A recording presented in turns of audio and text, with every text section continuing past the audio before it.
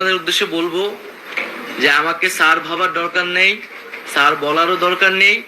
আমি আপনাদের সন্তান হিসেবে এখানে এসেছি। আমি জনগণের পক্ষ থেকে এসেছি, জনগণের দাবি দেওয়া নিয়ে এসেছি, একটি নতুন বাংলাদেশের স্বপ্ন নিয়ে এসেছি। এখন আমি আপনাদের কাছে সেই সহযোগিতাটা কামনা করছি। আপনাদের কাছে আমার অনুরোধ থাকবে, আমার ছবি যত কম প্রচার করা যায়। আমি তো পালায় পালায় বেড়াইতেছি কয়েকদিন ধরেও, তো খুবই স্পেসিফিক কারণ না ছাড়া বা প্রয়োজন হলে সেটা আমি আহ্বান করব জরুরি প্রয়োজনে।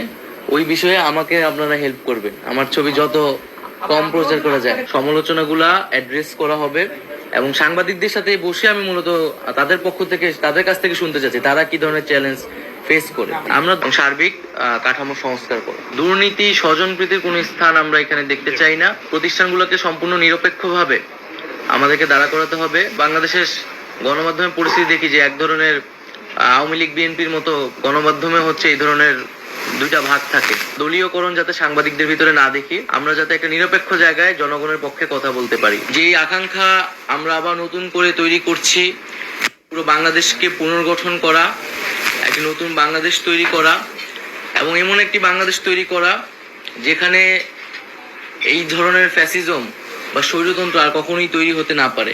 গণমাধ্যম এবং মত প্রকাশের স্বাধীনতার উপর কি ধরনের নির্লজ্জ হস্তক্ষেপ হয়েছে, আমরা চাই না যে সামনের বাংলাদেশে এই ধরনের ঘটনা ঘটুক। এই